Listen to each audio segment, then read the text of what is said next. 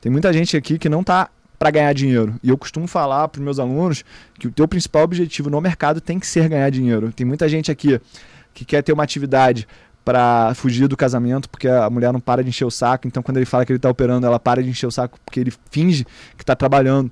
Tem muita gente que é ansiosa e aí só consegue viver o presente no mercado, porque o mercado é um lugar lindo para você viver o presente. Não tem nada que te deixa ali mais, caraca, agora é agora. Então, tem gente que quer fugir da ansiedade, tem gente que está querendo fazer operações para falar na mesa do bar que, porra, ganhei dinheiro com Magalu. Então, existem 1001 motivos para você estar no mercado e não é ganhar dinheiro. Enquanto você não tiver claro que você tem que estar aqui para ganhar dinheiro, tu vai continuar correndo atrás do teu rabo e não vai amadurecer. Eu gosto muito de dinheiro, cara. Não tenho vergonha de falar isso. Sou amarradão de ver a conta crescer. Eu não sou muito ligado em gastar a grana. Eu gosto muito do sentimento de ganhar. Aí seja no mercado, seja no digital, em qualquer coisa que eu me dedicar, eu sou muito competitivo. Isso aí é até a questão da minha infância. E as pessoas, elas precisam parar de ter vergonha de falar que gosta de ganhar dinheiro por ganhar dinheiro. A gente vê o Luiz Alves Paz de Barros falando isso aí, daí todo mundo bate palma, mas as pessoas têm medo de falar isso numa roda, têm medo de falar isso pros amigos, pras amigas. E eu acho muito maneiro ganhar dinheiro, cara. Acho que se as pessoas tivessem mais essa mentalidade, muita coisa no nosso país ia estar diferente. Eu basicamente me masturbava, porque quando eu comecei a entender sobre mercado financeiro, foi quando eu tinha 13 anos, cara. Tá. 13 anos. Foi na Maxi de Valorização do Real. A minha mãe, ela recebia uma pensão do meu pai em dólar, porque meu pai, ele vem do ramo petroquímico, então ele sempre ensinou a gente a pensar em dólar. E aí, de janeiro para março de 99, aquela pensão ali meio que dobrou.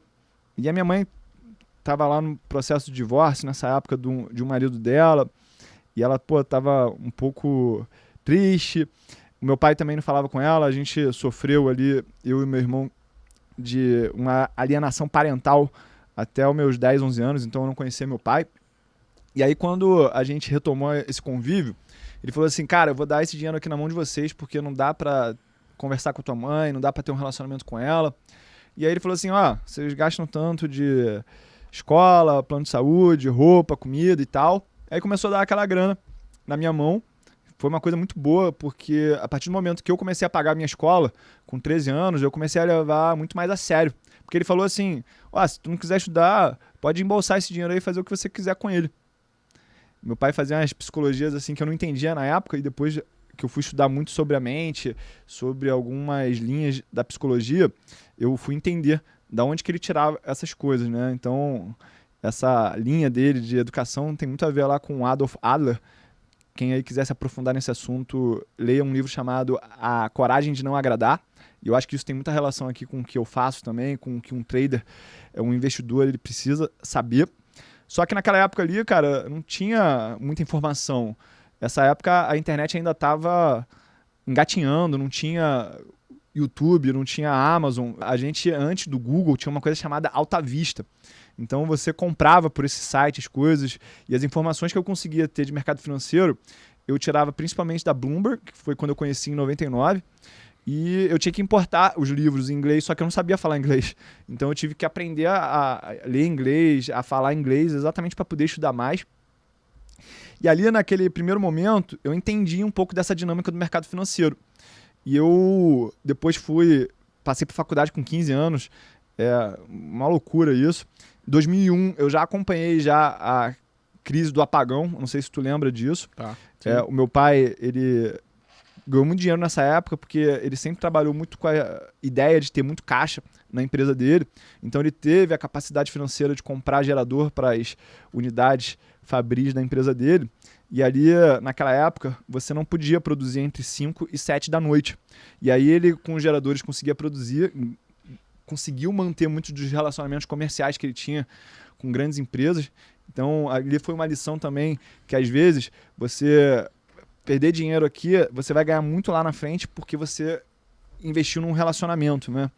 E aí eu entrei na faculdade, comecei a entender sobre administração financeira, matemática financeira, até que fui entrar na bolsa em 2004 e entrei da pior maneira possível na renda variável, que foi através do fundo que o gerente do meu banco me sugeriu. Frank, um beijo pra você aí, irmão. Nada contra você, mas depois de 6 meses eu fui entender que um dos grandes segredos é você evitar custos no mercado financeiro. Sim. Então, com aquela taxa de administração ali de 3%, ia ser impossível eu ganhar dinheiro. E eu comecei muito pela análise fundamentalista, porque na faculdade eu comecei a ter acesso, através do professor Zezinho, de administração financeira, sobre o nome Warren Buffett. A primeira vez que eu escutei falar de Warren Buffett foi em 2002. E aí eu importei um livro chamado The Making of American Capitalist, do Roger Lowenstein. E eu comecei a ver, caralho, esse cara pensa muito parecido com meu pai em termos de negócio.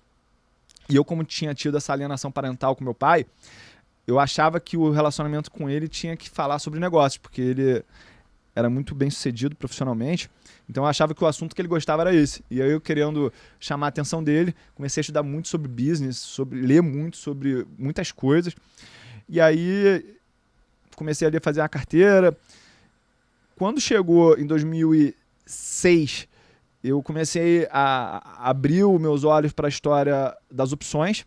Comecei ali com a história do lançamento coberto, que era a operação que eu acredito que é a primeira que as pessoas acabam conhecendo no mercado.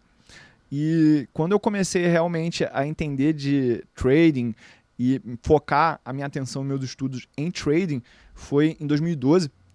E a gente, para quem não viveu esse momento, entre 2009, setembro de 2009, a gente chegou ali num platô no mercado brasileiro e o mercado ele ficou andando de lado, caindo assim, muito lento, até basicamente janeiro de 2016, quando começou a ter o ruído lá do impeachment da Dilma.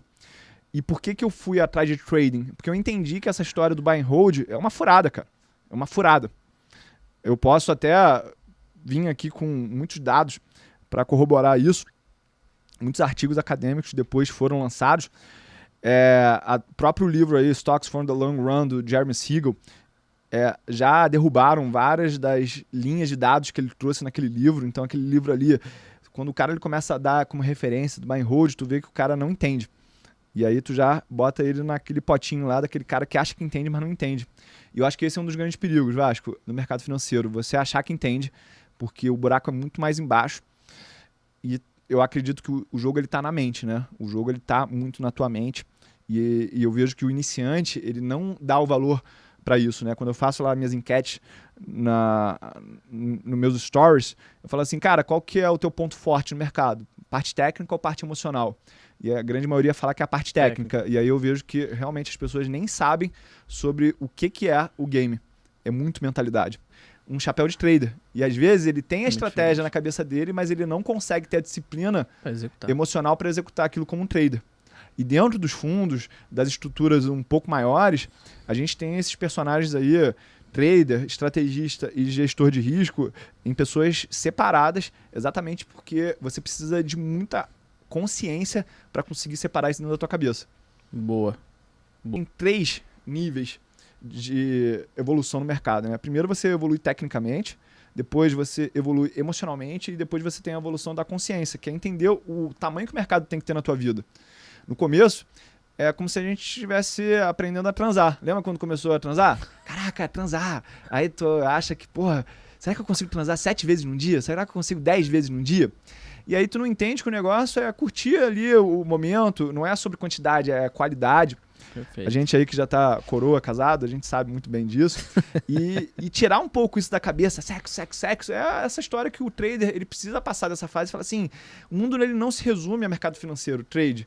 O trade e o mercado, ele é algo que vai proporcionar uma liberdade para tua vida, uma tranquilidade para você estar com a tua família, para você estar cuidando da tua saúde, para você estar até às vezes sem fazer nada, cara.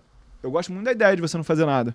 Muitas pessoas, elas vivem tanto essa ideia da alta performance que elas não se permitem ficar de caô aqui para quem não é carioca, você ficar de bobeira, tomando um café, rindo do nada, fazendo nada. E eu acho que os melhores momentos que a gente tem com as pessoas que a gente ama, com a nossa família, é exatamente aquele, que tu fica naquele domingo só olhando o tempo passar. Eu falo pra minha esposa que eu sou pai conservador, né? Eu pago as contas e brinco com a minha filha. Eu falo assim, amor, uma das grandes satisfações que eu tenho é ficar aqui no sofá vendo vocês vivendo. Porque eu me esforço pra caramba pra proporcionar essas coisas e ver vocês tranquilas e felizes porque eu tomei conta das coisas é um deleite pra mim. É aquela história de quando você come, pô, tá ali relaxadão, boiando, né? Então, eu vejo muito que essa evolução é um passo que muita gente tá precisando dar ainda. Ponto é, existe quem realmente tá preparado no sentido de quem aguenta o processo e quem não aguenta? Você acha que o mercado tem algumas pessoas que, cara, o mercado não é pra você? Você acha?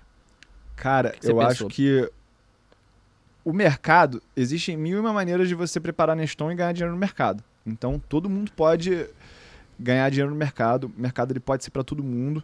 E esse é até um dos pontos que eu bato muito com os meus alunos, é que a primeira coisa que você tem que entender é quem você é, para depois você entender como é que você vai operar o mercado.